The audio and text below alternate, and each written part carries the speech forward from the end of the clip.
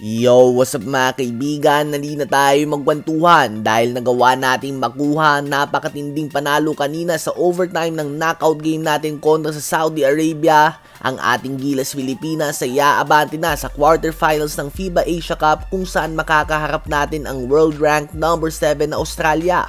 Wala pang oras na binibigay subalit expected na sa Wednesday o Miyerkules ang game, at least sa oras yan ng Saudi. So expected na may isang araw ang Gilas Pilipinas para magpahinga habang 2 araw naman para sa Australia.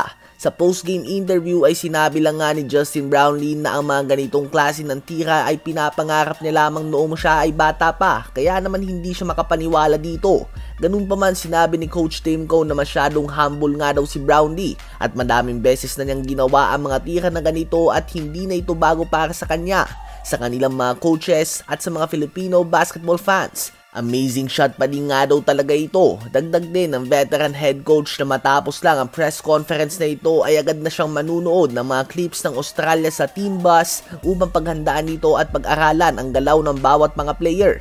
Nabanggit din ni Coach Timko na ito ang unang pagkakataon na mag-coach siya kontra sa Australia, so panibagong experience nga daw ito para sa kanya. Ganun pa man, malaking tulong nga daw sa tulad nila Justin Brownlee at Dwight Ramos ang one-day break dahil heavy minutes ang kanilang nilalaro sa tournament na ito. So sa tulong ng mga assistant coaches, mga analytic people at video editors ay pag-aaralan nga ng Gilas ang undefeated team and heavy favorites Australia. Kaya naman ang bawat panalo ng Gilas ay hindi lamang dahil sa mga players, bagkus pati na din sa mga tao na hindi natin nakikita sa TV, sa medical staff at sa mga taong nanunood at patuloy na sumusuporta sa pagdala ng bandila ng ating mga manlalaro anong oras man ang game na ito ginaganap. Sa game kanina laban sa Saudi Arabia ay nagpakita ang ating team na matinding puso. Lumaban nga sila hanggang sa dulo. Magandang opensa ang pinakita natin. Sa depensa nga ay disente naman ang pinakita natin, subalit mismatch nga talaga tayo sa poste kay Al Suwailem at napakahusay naman ni Abdul Rakam. Dito mo nga mga kaibigan kailangan ng tulad ni Kai Soto at ang kanilang twin tower combo ni AJ Edu sa pinta.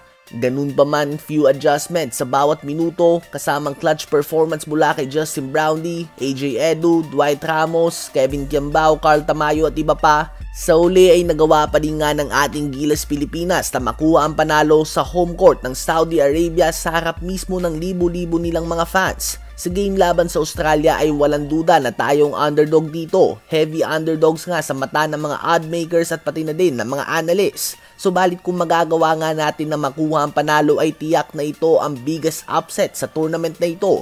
Magkaiba nga ang slim o maliit na tsansa sa walang tsansa. Kaya naman kahit dehado nga ituloy lang ang laban ng ating mga kababayan. Hindi din inaasahan na maglalaro sila Calvin Oftana at CJ Perez sa game na ito dahil sa kanilang mga ankle injuries. Sa palagay nyo ba ay kakayanin natin na matalong Australia o malabo talaga ito na mangyari?